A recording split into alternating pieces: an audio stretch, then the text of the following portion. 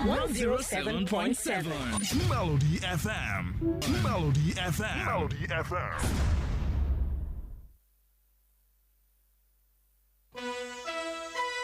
The time is 8 o'clock. On Melody 107.7 FM. Headlines that shape the nation. Stories from the north, south, east, and west. Brought to you fresh and fast. With expert analysis, sharp opinions, and sound presenters breaking it all down clearly, smartly, and straight to the point. Politics, business, security, health, society. Nothing escapes the spotlight. This is your head start into Nigeria's biggest stories of the day. From the Dailies, news that talks to you. Only on Melody 107.7 FM, Lagos. From the Dailies on your favorite radio station. Melody 107.7 FM. Stay tuned.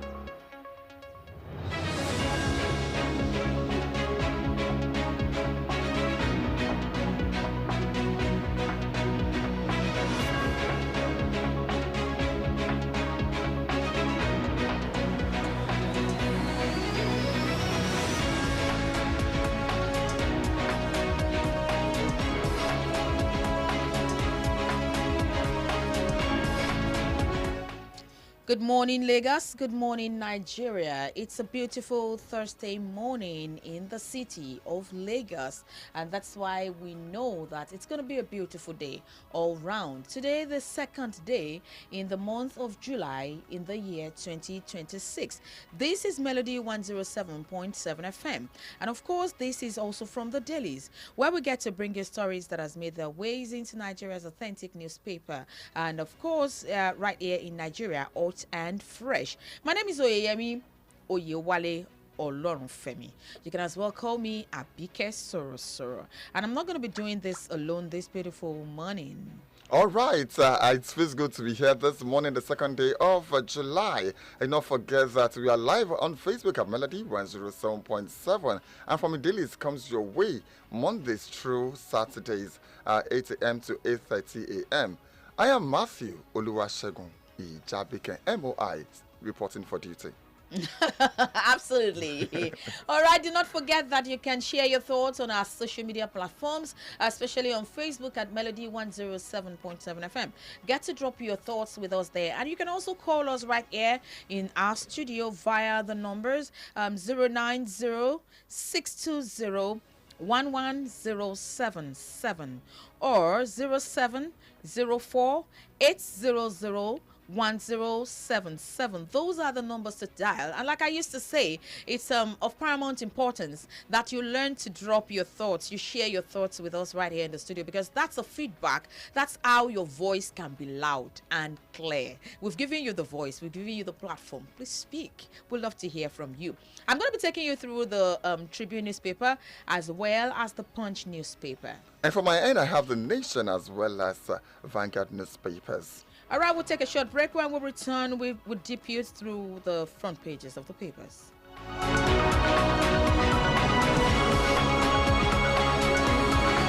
the Dailies on your favorite radio station. Melody 107.7 FM. Stay tuned.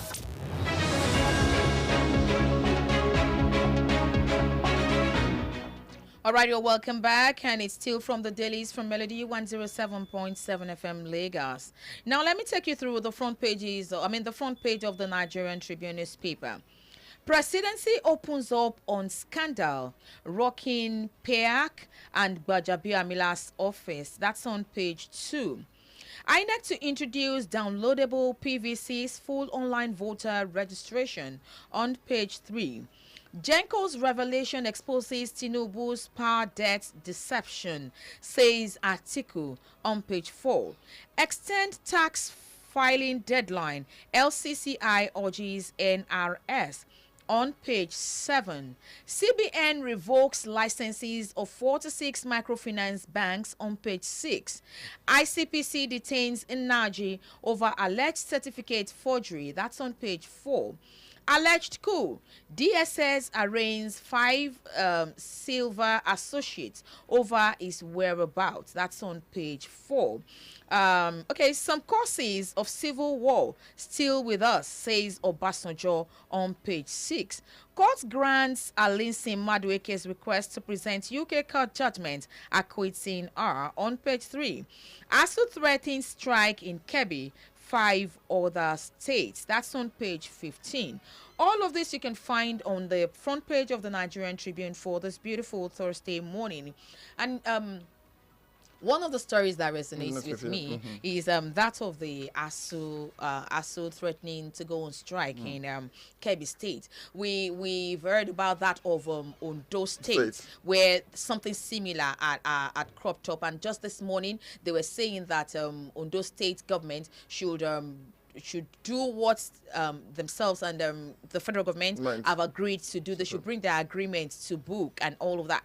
You see, and this is Kebbi again. So I don't know. In a time like this, when all of this is happening, I figure that the future of our generation, our future generation in Nigeria, should be of paramount importance. In as much as I am saying that, I am not saying that the federal government should be insensitive to the needs of these people. Each state should also be very sensitive to the needs of ASU as a body, because these people share their knowledge, and of course they have to be mentally stable to be able to pass on to this our future generation the right thing that needs to be passed on. So they also and also to encourage them to stay back, because there are better welfare packages for them outside the country, and they have opportunities of going. And as they always say, when two elephants are fighting, it is the grass there that suffers for it. Because if, like you mentioned, that the future of our young ones should be of paramount concern. They are the ones that will be suffering for whatever happens. And why should it always be that strike is the only language that can get the attention of the government to do the needful? This is Nigeria. Now let's talk about INEC introducing the downloadable PVCs and full online voter registration. I think that's a beautiful one, a very beautiful one. Yes, right action in the right direction. Because you see the stress of having to go register for PVC, now telling you to come back, the queue and all of that is really stressful. We have some persons that have gone for registration until date, they don't have their permanent voters cards just because they can't go back to go and face that stress. So now hearing that it is downloadable, it is something you can do yourself and download yourself. It's a welcome development. Yeah, a good direction for Nigeria. Anyways, those are the stories you can find on the front page of the Nigerian Tribune for this beautiful Thursday morning. And now the Nation newspaper, the big bold one, INEC, our 93 million voter register contains the names of deceased. Did you get that? Our 93 million voter register contains names of deceased. So that means the number we're quoting is vague. We have ghost voters. We have ghost people that will vote as ghost voters. And you know, that might be a loophole. That might be a loophole. Though the PVCs are for them, but if this is our country. But then that they are able to detect that some of them are deceased. They should revoke. They should revoke all those. Yeah. No, it also shows that we are beginning to have a database that is trackable. For them to be able to connect that these people are already deceased, it means that there's a database showing that they are actually no longer alive. And I want to bet you that those are the ones that are registered. You know, when deaths occur, you have to register it. Yes. There are lots of people passing out, and there are no registrations for their death. So I want to bet with you that you see what INEC has come up to say It is more than that. I bet you. All right, moving on above the masthead, Tinubu's exits benefit scheme, new pact with the workers. That's on page 20 for details. Moving on, DSS arraigns a 5 for concealing Silver's whereabouts, and that's on page 2 for details. Petrol price. NMDPRA puts the marketers under close watch, and that's on page 3 for details. Okay, government slashes customs levies on imported vehicles. So, when are you buying your own vehicle? Don't worry. All right, all of You this. on top water. Okay, let me take this one lastly. Presidency awaits outcome of criminal matter against Adeniyi Matthew. That's on page 3. All of this on the front page of the Nation newspaper this morning. All right, moving on to the front page of the Punch newspaper. Fake agency scandal. Presidency faces it as FG prosecutes controversial DG. And it has a rider, Falana faults presidency, urges EFCC to probe Gbajabiamila Adeyemi. That's on page 24. God forbid Nigeria sees another civil war. That is credited to former President Obasanjo on page 7.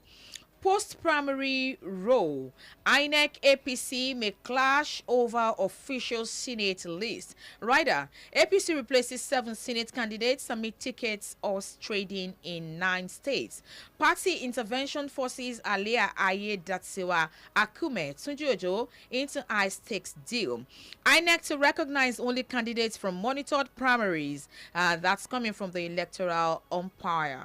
RMAFC submits political office holders pay review to Tinubu on page 9.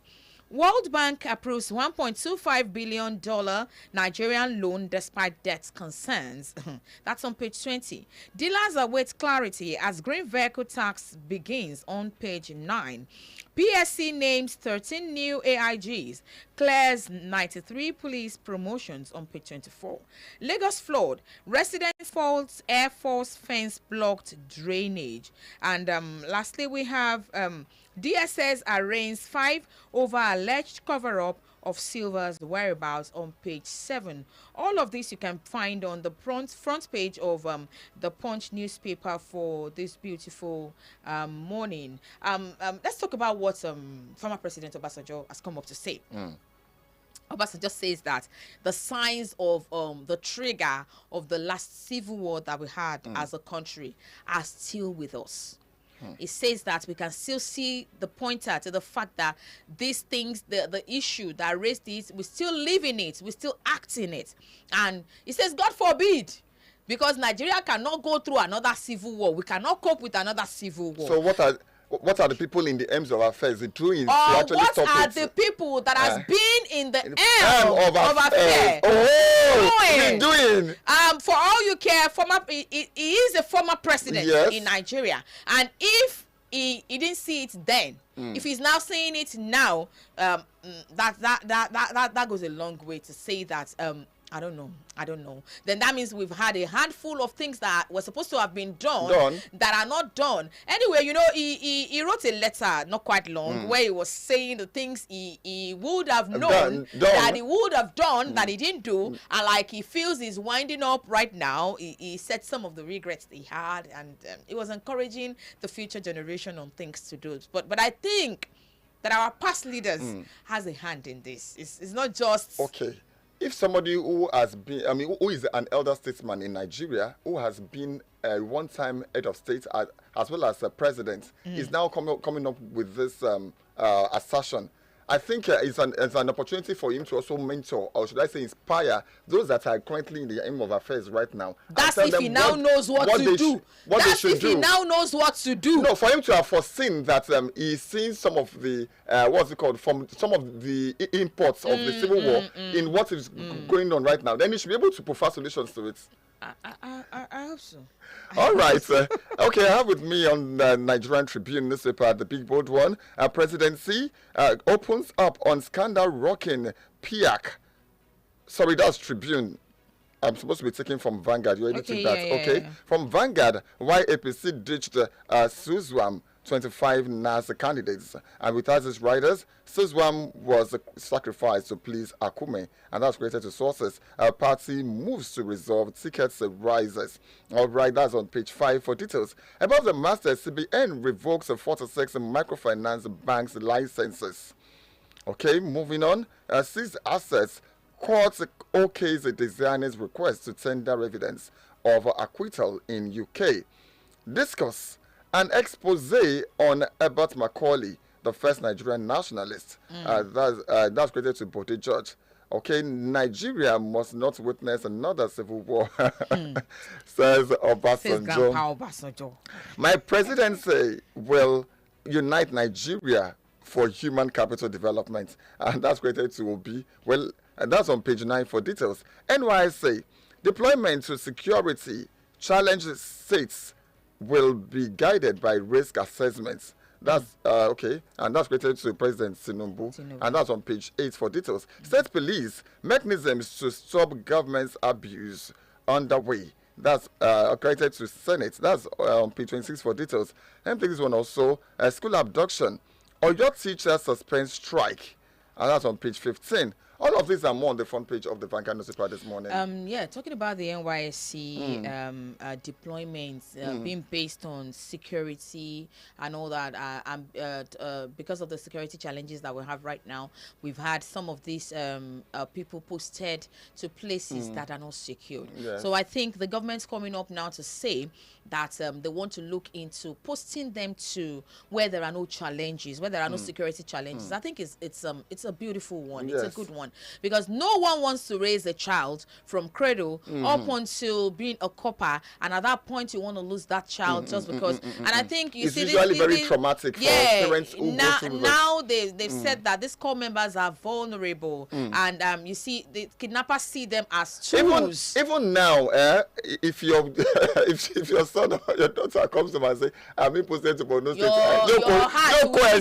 don't go nowhere. We've had parents that have said that a couple of times, so I think that's a good one. And on the resumption of teachers that are on strike in Oyo State, in as much as we are saying that these children and their teachers are not back yet, I also think that the future of the rest of the children it should be considered, and I'm glad it is considered right now, because you know when these kids are at home, a lot of things can go wrong. So kudos to the Oyo State government and the NUT, the Oyo State chapter, for resuming. And we hope and pray that the rest of the colleagues, talking about the teachers and the students, will be back to them in one piece. That's our prayer. All right, we take this breather. After this time out, we continue with from the Dailies. Please stay tuned. It's still from the Dailies. Melody 107.7 FM.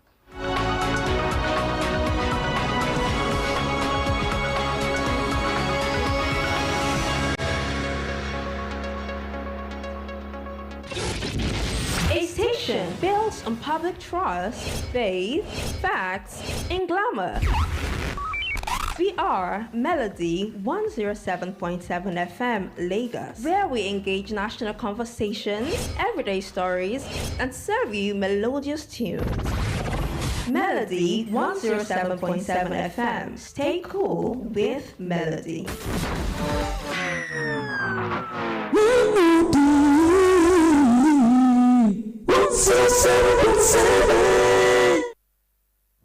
From the Dailies on your favorite radio station. Melody 107.7 FM. Stay tuned.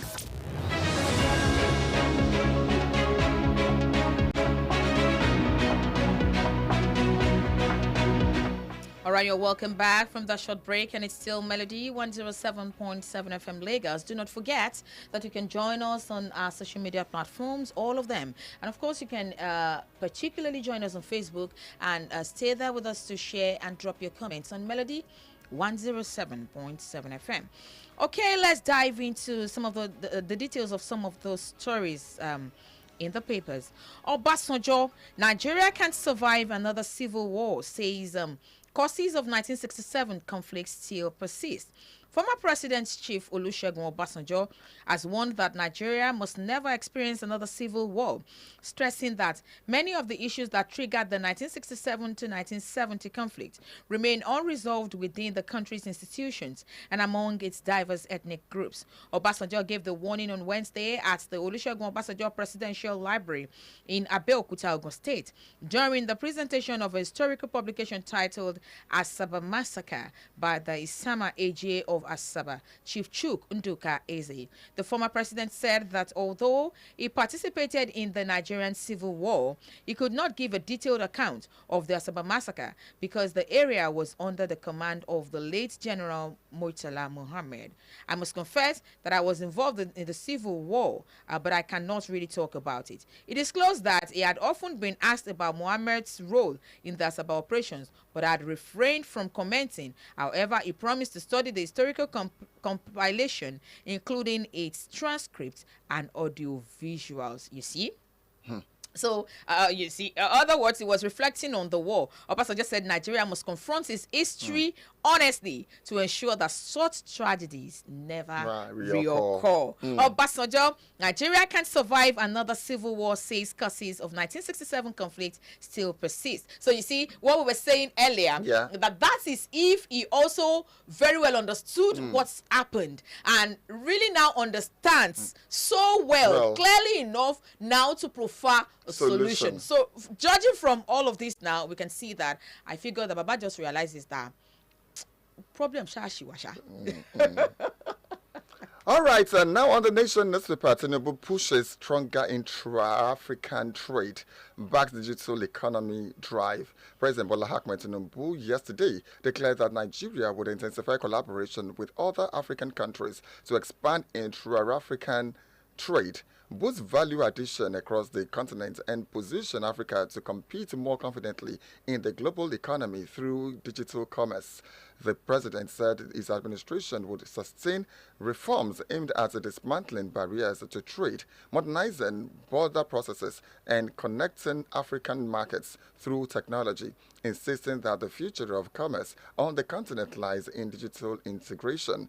Tinubu made the declaration in a message posted on his verified X handle at official Abat, welcoming African policymakers, innovators, investors, entrepreneurs, and private sector leaders to Lagos for the 2026 African Continental Free Trade Area Digital Trade Forum. Tinubu pushes a stronger intra-African trade, backs the digital economy drive. Details of this on the Nation newspaper this morning. All right, Nigeria has moved from economic decline to stability, says Oyeyemi, I beg your pardon. Okay, the Minister of Finance and Coordinating Minister of the Economy, Mr. Taiwo Oyeyemi, yesterday declared that Nigeria has successfully moved from a period of economic decline and instability to one of macroeconomic stability. The federal government's priority, he said, is now to accelerate inclusive growth that delivers tangible benefits to citizens and businesses. He spoke at the Nigeria Employers Summit 2026, organized by the Nigeria Employers Consultative Association, NECA, in Abuja. According to a statement from his office, Mr. Oyedele said the economic reforms initiated by the administration of President Bola Tinubu had averted what he described as an imminent economic collapse and laid the foundation for sustainable economic growth. Nigeria has moved from economic decline to stability, says Oyedele. That's the story you can follow for more on it on the pages of the Vanguard newspaper. On the Vanguard newspaper. Okay, all right. On the Nigerian Tribune newspaper this morning, we have a federal government reduces vehicle import levies as the leaders await the green tax details. The federal government's reduction in vehicle import levies has officially taken effect, offering hope of lower vehicle prices while prompting auto dealers to seek clarity on the newly introduced green tax before assessing the full impact of the policy. The implementation, which commenced under the 2026 fiscal policy measures, reduces the import levy on new vehicles from 20% to 10%, while the levy on used vehicles has been cut from 15% to 5%. The measure is aimed at easing the cost of imports, stimulating economic activity, and providing relief to businesses and consumers. Federal government reduces vehicle import levies as the dealers await green tax details. You can get details of this on the Vanguard newspaper. You know, that's a good one because we've had car dealers and all of that complaining about, in fact, you get somebody for Obodo Yibo, they couldn't send cars to Nigeria because they were saying that when I buy car for this amount of money and I send it down, how much are you going to use to clear it? Then you just buy it here in Nigeria. So I think that's a beautiful one. And on don't you think we should start thinking of buying our vehicles now? Okay now. And on that beautiful note, we were rounding up today's episode of From the Dailies. A very big thank you to everyone who has been a part of the show. Those who have joined us on Facebook, thank you so very much. And those who tried calling in, we want to say thank you to you too. My name is Oyeyemi Olorunfemi. Do not forget that on the dot of 8:30, Lawujowa takes the stage with myself and Bode Edogbemi. Stay with us. This is Melody. And do not forget that Nigeria is a beautiful